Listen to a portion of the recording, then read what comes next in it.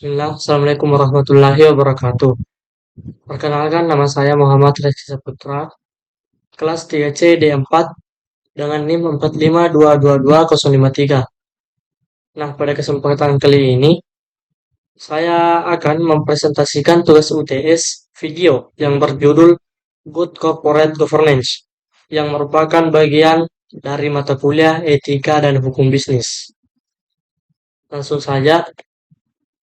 Nah, adapun pokok bahasan pada materi Good Corporate Governance. Yang pertama, pengertian GCG. Yang kedua, definisi GCG. Yang ketiga, prinsip GCG. 4. Tujuan GCG. 5. Manfaat GCG.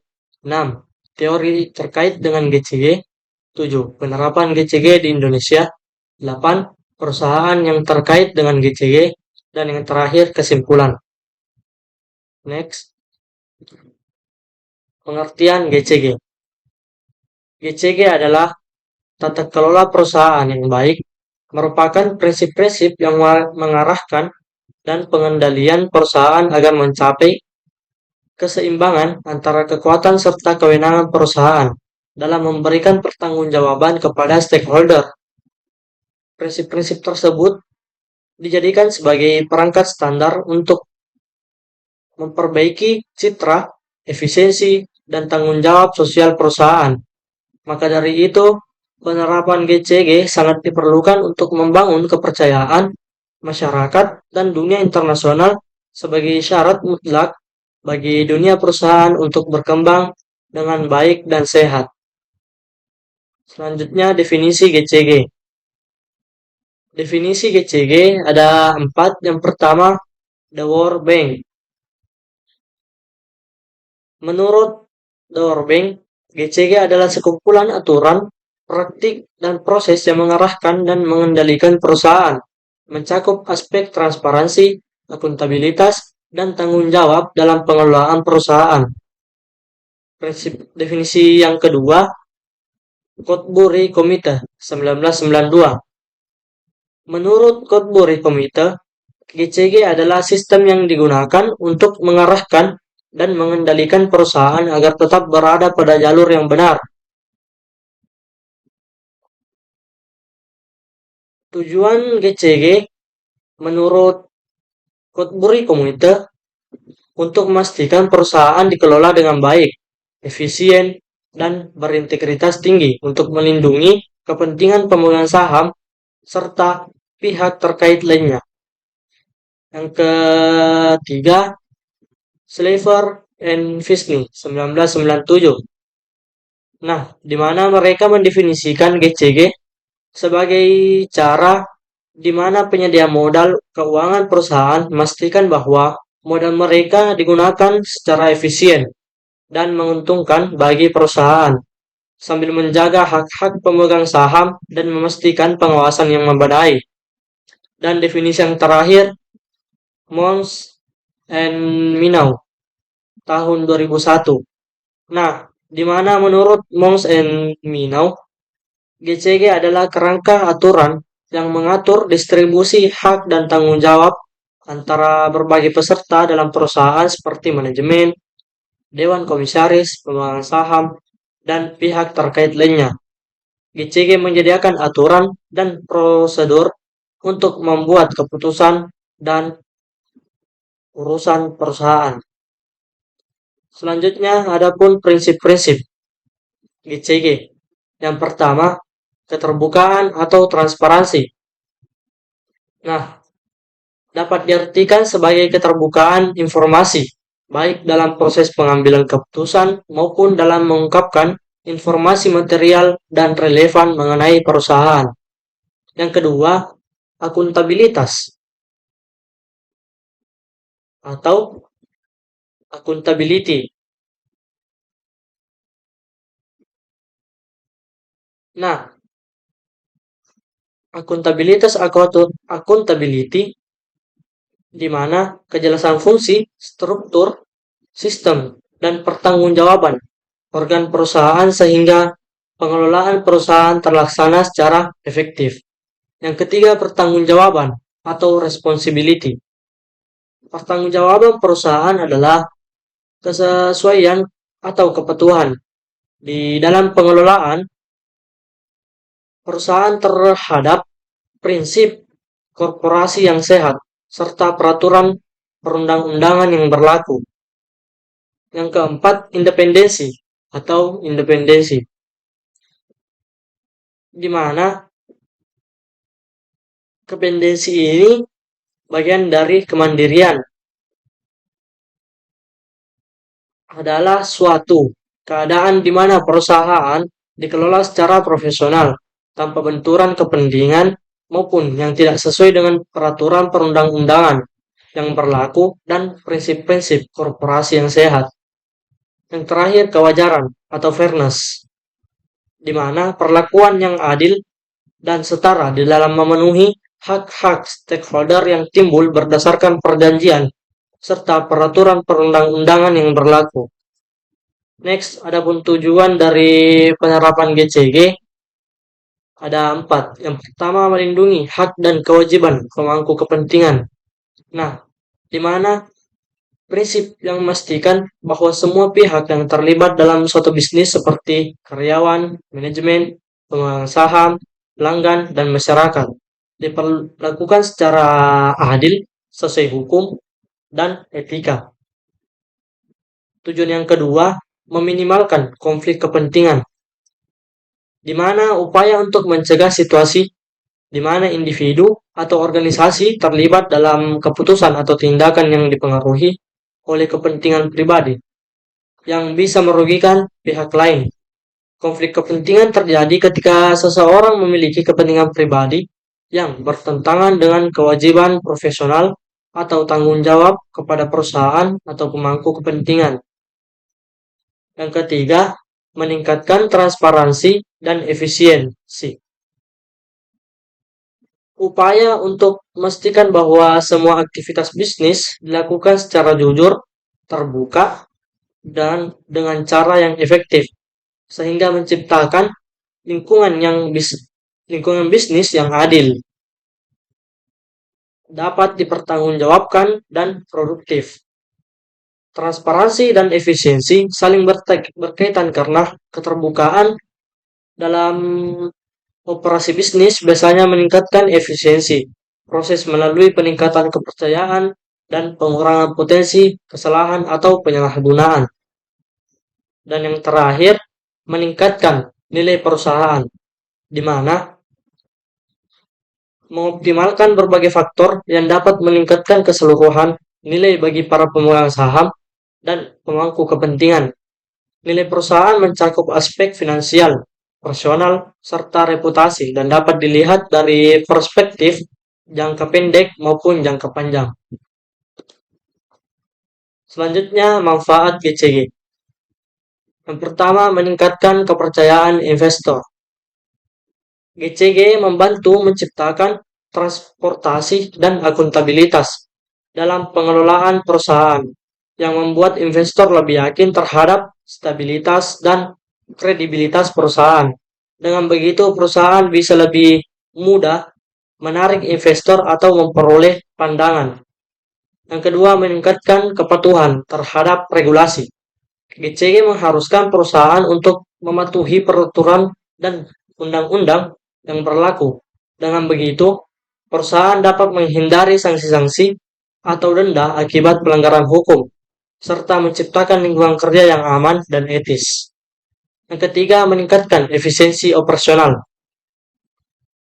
Penerapan GCG mendorong efisiensi dalam pengambilan keputusan, pelaksanaan proses, dan alokasi sumber daya. Standar yang jelas membuat operasional lebih sistematis dan terstruktur, sehingga mengurangi pemborosan dan meningkatkan produktivitas. Yang keempat, memperkuat reputasi perusahaan,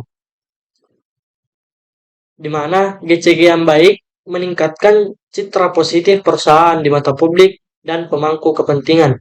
Perusahaan yang memiliki reputasi baik lebih mudah membangun hubungan bisnis jangka panjang, mempertahankan pelanggan, serta meningkatkan loyalitas karyawan.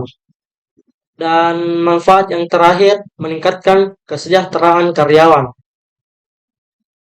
Dengan kebijakan yang transparan dan adil, karyawan akan merasa lebih dihargai dan termotivasi.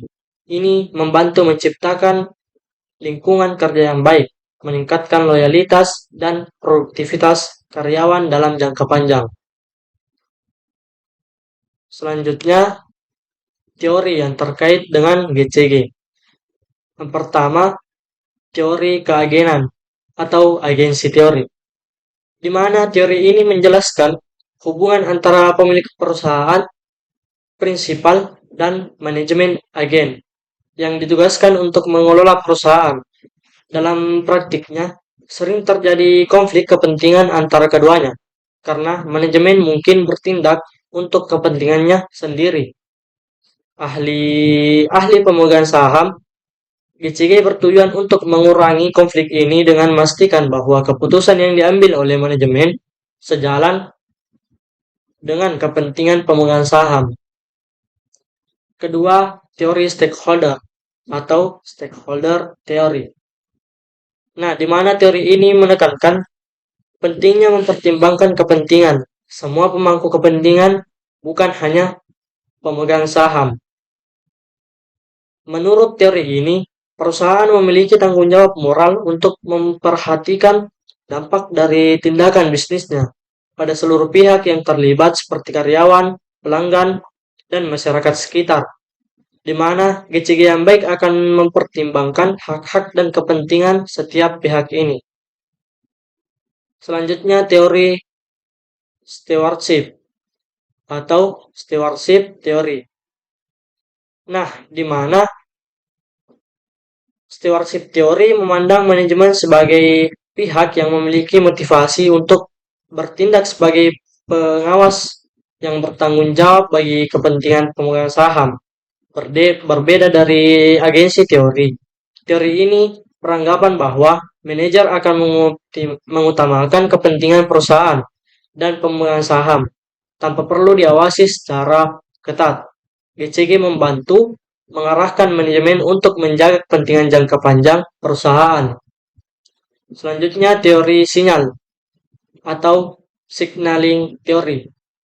Nah, di mana teori ini membahas bagaimana perusahaan memberikan sinyal atau informasi kepada pihak eksternal seperti investor atau pasar tentang kondisi keuangan atau etika bisnisnya. Penerapan GCG dapat menjadi sinyal positif bagi investor, menunjukkan bahwa perusahaan memiliki tata kelola yang baik dan meminimalisasi risiko bisnis. Dan teori yang terakhir, teori keberlanjutan atau sustainability theory.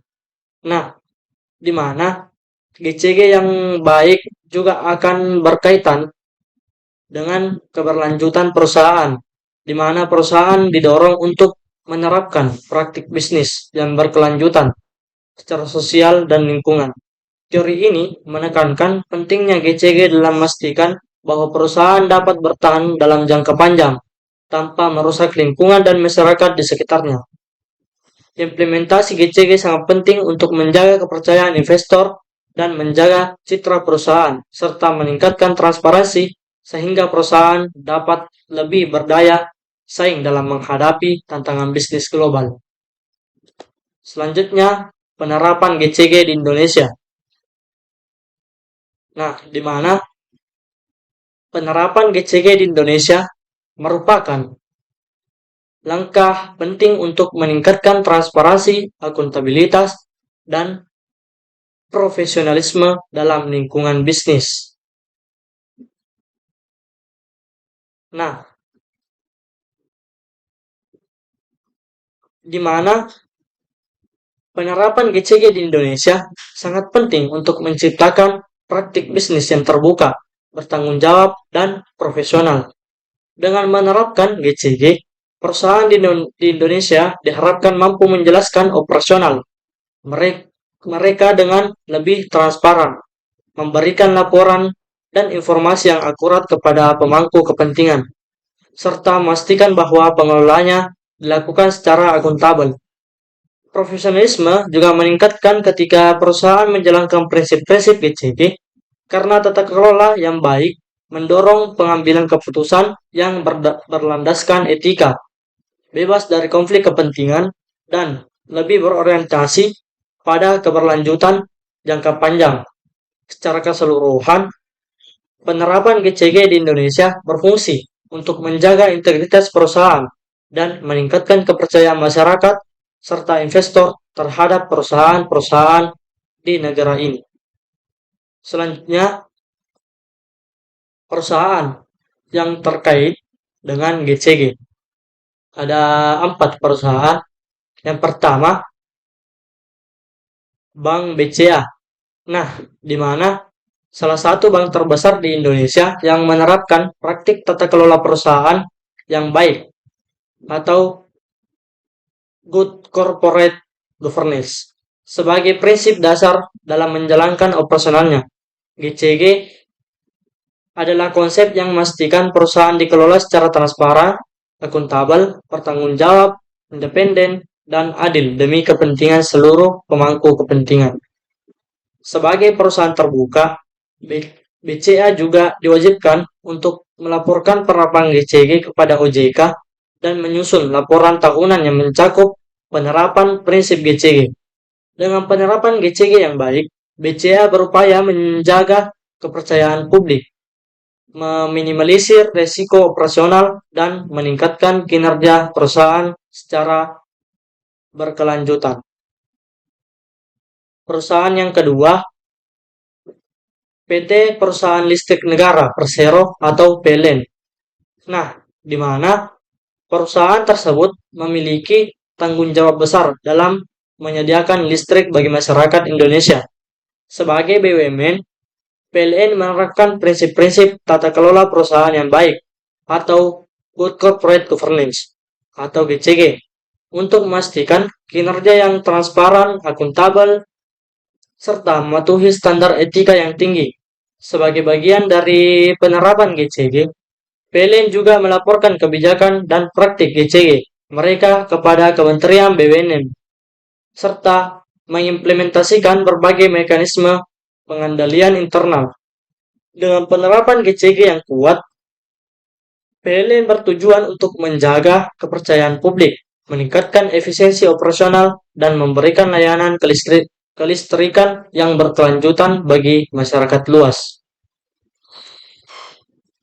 Perusahaan yang ketiga, PT Asuransi Jiwa Manufile Indonesia, di mana perusahaan ini dikenal dengan Manufile Indonesia, adalah salah satu perusahaan asuransi terbesar di Indonesia dan merupakan bagian dari Manufile Financial Corporation, perusahaan jasa keuangan asal Kanada. Dalam menjalankan operasionalnya, Manufile Indonesia mengadopsi prinsip-prinsip tata kelola perusahaan yang baik atau Good Corporate Governance untuk memastikan pengelolaan perusahaan yang profesional, transparan, dan beretika.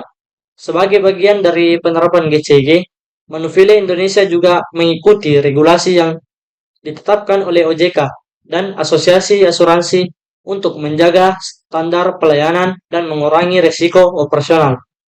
Dengan menjalankan prinsip GCG, Manufile Indonesia bertujuan untuk memperkuat kepercayaan nasabah, menjaga stabilitas finansial, dan meningkatkan kualitas pelayanan dalam jangka panjang. Perusahaan yang terakhir, PT Toyota Motor Manufacturing Indonesia. Nah, di mana perusahaan tersebut yang berfokus pada perusahaan kendaraan dan komponen untuk pasar domestik dan ekspor, dan merupakan bagian dari Toyota Group. Dalam menjalankan bisnisnya, Toyota Indonesia menerapkan prinsip-prinsip tata kelola perusahaan yang baik atau Good Corporate Governance untuk menjaga integritas, kinerja, dan kepatuhan terhadap standar etika dalam industri otomotif. Sebagai bagian dari implementasi GCG, Toyota Indonesia melaporkan praktik dan kebijakan GCG mereka secara berkala dan mengikuti panduan GCG yang relevan, baik dari standar industri otomotif maupun regulasi pemerintah. Dengan penerapan GCG yang efektif, Toyota Indonesia berupaya menjaga reputasi perusahaan, meningkatkan efisiensi operasional, serta memperkuat posisi kompetitif di pasar lokal dan internasional. Next, kesimpulan. Nah, di mana kesimpulan dari materi Good Corporate Governance adalah bahwa Good Corporate Governance merupakan sistem dan prinsip tata kelola yang dirancang untuk mengarahkan dan mengendalikan perusahaan agar beroperasi secara transparan, bertanggung jawab, adil, dan etis.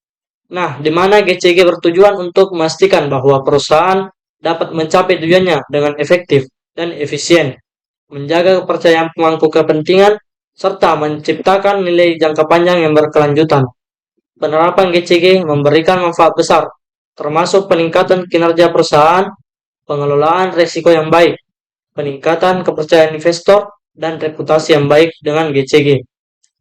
Perusahaan menjalankan bisnisnya secara etis, berdaya saing tinggi, dan berkelanjutan. Secara keseluruhan, GCG bukan hanya sekedar kewajiban, tetapi juga sebuah fondasi untuk mewujudkan perusahaan yang kuat, terpercaya, dan mampu berkontribusi positif bagi seluruh pemangku kepentingan masyarakat dan lingkungan.